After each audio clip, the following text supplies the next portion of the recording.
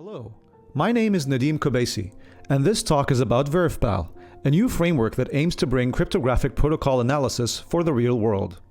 This is joint work that was conducted with my co-authors, Georgio and Mukesh Tiwari. Today we're going to be talking about formal methods for verifying cryptographic protocols, and I'll be explaining what it is that makes Verifpal special in that space. Each one of us likely uses complex cryptographic protocols such as TLS or Signal to keep our communications authenticated and confidential throughout our daily lives. But these protocols, which cover everything from watching videos to video conferencing, banking, and playing online games, can feature highly complex designs that are prone to error.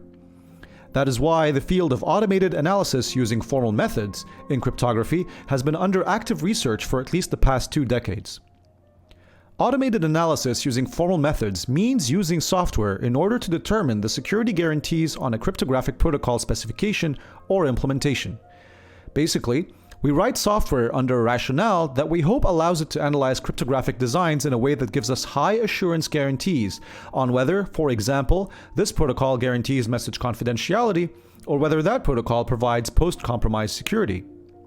Based on that analysis, we can obtain a higher level of confidence about the security or insecurity of our designs than through manual human analysis. Automated formal analysis, or formal verification, can be really important because protocols are notorious for having unintended behaviors, especially when you have an active attacker on the network. And cryptographic primitives, too, can act in unexpected ways, exhibiting undefined behaviors or side channels. Today, in the world of formal verification, we have many highly advanced tools that continuously push the field forward. Let's divide them into 2 types. 1. Code and implementation verification.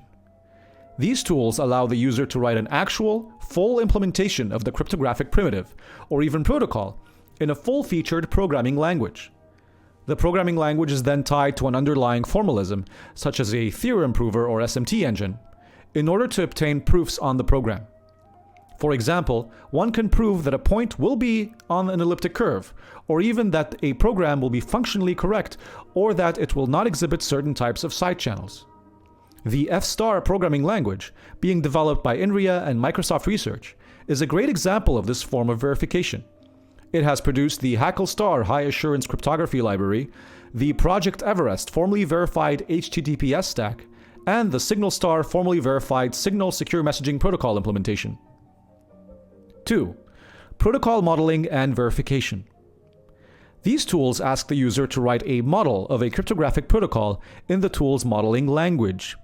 Then, the tool will analyze the model in its own verification paradigm and produce results. This talk is about that second type of formal verification, the one where you analyze models of protocols. When working with protocol modeling, you have 2 verification paradigms to choose from. First, we have the symbolic model verification paradigm. In the symbolic model, primitives are perfect black boxes. For example, a hash function is always a perfect one-way function, meaning that MD5, Blake3, and SHA-2 are all modeled in the same way. There are no algebraic or numeric values. Ultimately, we get a verification result based on whether queries, questions asked regarding the security of the protocol, are contradicted or not. Here, we have fantastic tools such as ProVerif and Tamarin that allow for comprehensive analysis to take place. We also have the computational model verification paradigm. In the computational model, adopted by tools such as CryptoVerif, we can have more nuance on primitives, defining, for example, different primitives that can be NCPA or NCCA secure. We can even have security bounds, and in contrast to the symbolic model, we can get full game-based proofs that stand out on their own. CryptoVerif, which works in the computational model and produces full game-based proofs, was recently applied to WireGuard and the Noise Protocol framework, producing novel results. Based on what we've just discussed, it might seem that the symbolic model is in fact the simplest and even shallowest of all the formal methods described. But our talk today is indeed about the symbolic model, and that's where Verifpal produces research and applied contributions. So why is the symbolic model still important and worthwhile? Well, computational models in F* do not allow us to naturally express and model protocols according to a system based on discrete, well-defined principles with internal states. Simply put, reasoning about protocols in the symbolic model can in fact be far more intuitive, because it allows us to describe principles directly and what they're doing, which messages they're exchanging in a very explicit way. Writing a protocol in F* just to check it against security goals on a network against an active attacker can indeed have an unreasonable cost and benefit trade-off, given how difficult tools like F* are to use. Research in symbolic verification is also still producing novel results. Recent papers by Cass Kremers, Dennis Jackson, Catriel Cohn-Gordon, and Ralph Suss, for example, show how cryptographic primitives can be captured in surprising depth in the symbolic model, allowing for the modeling of subtle attacks on signature schemes and also the modeling of small subgroup attacks. In their papers, Prime Order Please, Revisiting Small Subgroup and Invalid Curve Attacks on Protocols Using Diffie-Hellman, and Seems Legit, Automated Analysis of Subtle Attacks on Protocols That Use Signatures, that team of researchers produced interesting results on novel, previously unanalyzed protocols. And indeed, in the past 4 years, we've seen tons of papers published on novel results using symbolic model analysis. Results on Signal, TLS, 5G, Bluetooth, the Noise Protocol Framework, Scuttlebutt, and much more. This is a great way to work, allowing practitioners to reason better about their protocols before and even as they are being implemented. So the question then becomes, why isn't symbolic model formal analysis used more often? Well, despite the fundamental and seminal research contributions of Tamarin, ProVerif, and other works, the truth is that they remain quite difficult to adopt from the standpoint of a regular student or engineer, which is not particularly involved in the academic sense of formal verification. Here is what a model looks like in Tamarin. And here is a model written in ProVerif. Now, there are indeed many valid reasons why these tools adopt languages that look like this. And their adopting a different language would almost certainly raise important questions on the kinds of analyses that would be then possible with those tools. But it is also true that these approaches have handicapped the adoption of protocol modeling and formal analysis, and that's where Verifpal comes in. Verifpal is a new symbolic protocol analysis tool in language. It has 4 main goals. 1. An intuitive language for modeling and analyzing protocols. 2. Providing a modeling framework that avoids the potential for user error. 3. Providing analysis output that is concise and easy to understand. 4. Providing meaningful integration into the wider ecosystem, whether it be with engineers via, for example, Visual Studio Code, or other verification frameworks such as ProVerif or the Cog Theorem Prover.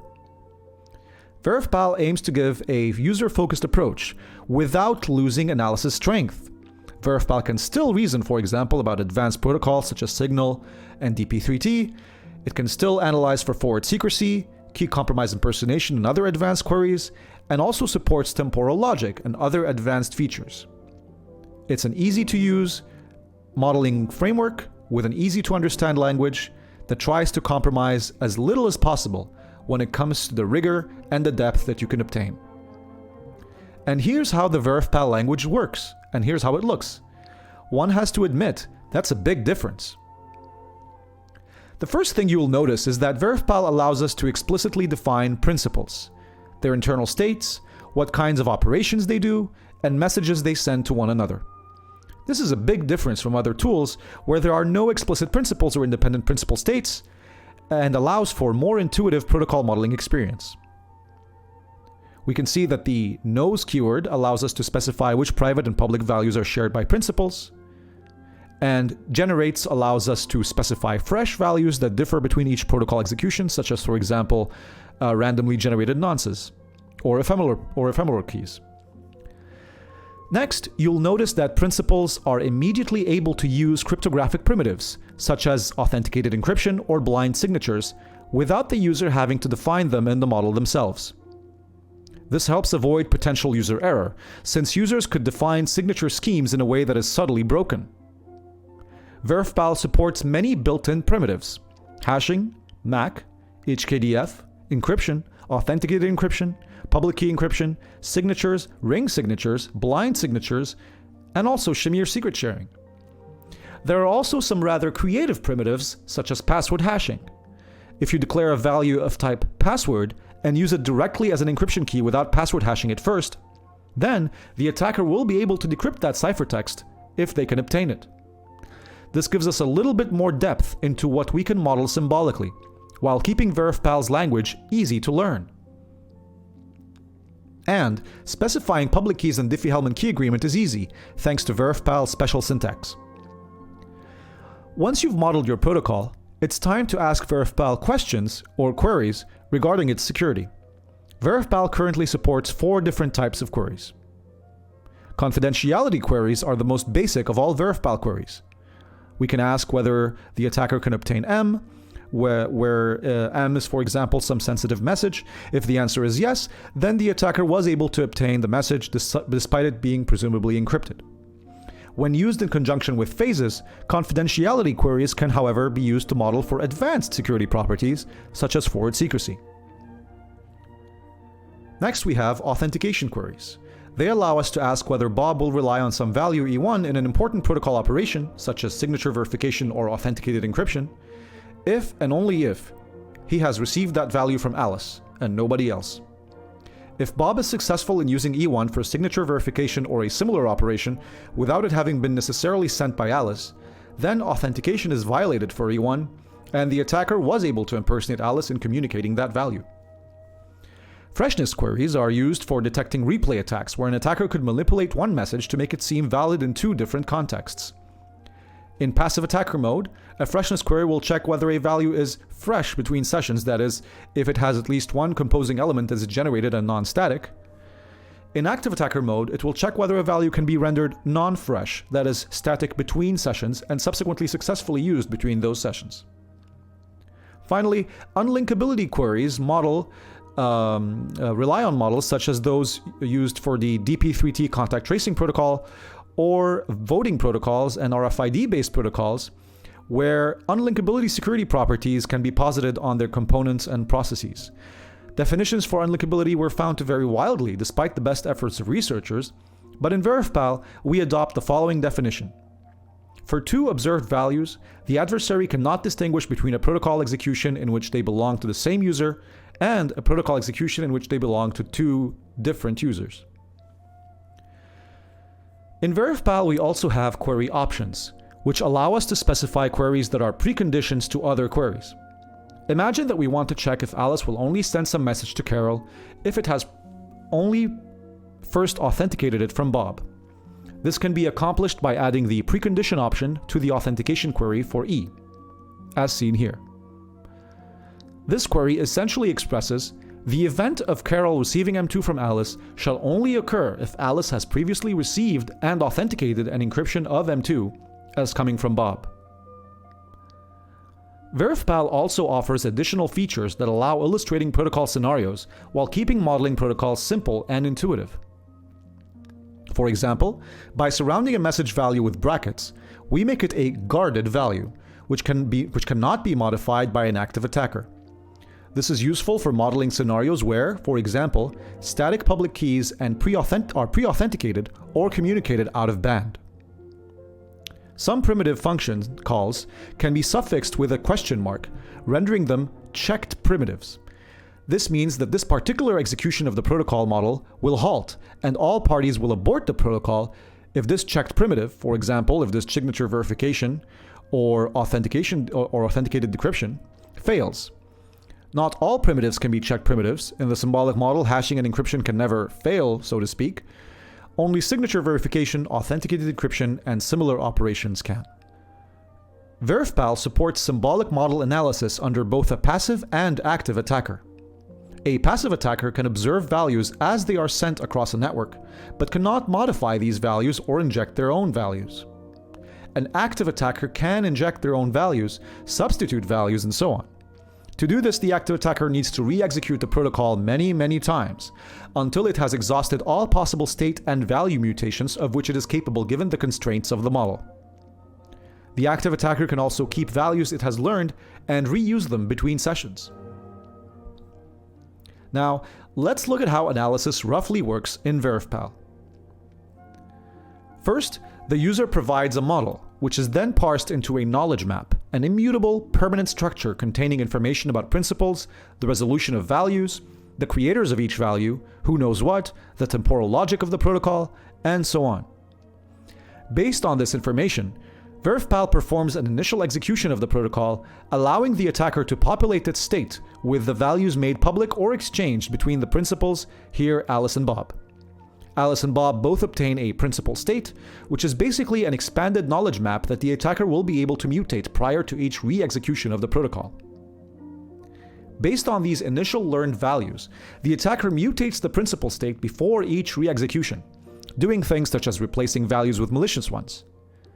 The attacker will keep re-executing, re-evaluating, re-mutating the principal states of principals until it has computationally exhausted all possible principal state mutations, in the sense that it is no longer able to learn any new values or effect any additional novel mutations. Whenever the attacker learns a new value after a protocol execution, it runs them through its internal analysis functions: resolve, deconstruct, reconstruct, and equivalize, which allow it to potentially obtain new values as well based on the rules inherent to the values, primitives, or equations that are learned. Resolve resolves a certain constant to its assigned value. Deconstruct attempts to deconstruct a primitive or an equation. Reconstruct attempts to reconstruct primitives and equations given that the attacker possesses all of the component values. And equivalize determines if the attacker can reconstruct or equivalize any value with values that they already know. Primitives are defined in Verifpal through a common specification called primitive spec. This universal specification allows us to specify each of the primitives supported by Verifpal. It is comprised of 4 functions: decompose, given a primitive's output and a defined subset of its inputs, reveal one of its inputs; recompose, given a defined subset of a primitive's outputs, reveal one of its inputs; rewrite, given a matching defined pattern within a primitive's inputs, rewrite the primitive expression itself into a logic subset of its inputs; and rebuild, given a primitive whose inputs are all the outputs of some same other primitive, rewrite the primitive expression itself into a logical subset of its inputs. Finally, a common concern in symbolic model analysis is what is known as state space explosion. The number of mutations to the state becomes so large in complex protocols that analysis can no longer be guaranteed to even terminate. Verifpal adopts a stage-based methodology in order to avoid this problem. In stage 1, all of the elements of passive attacker analysis, plus constants and equation exponents, may be mutated to a nil value only, and not to each other.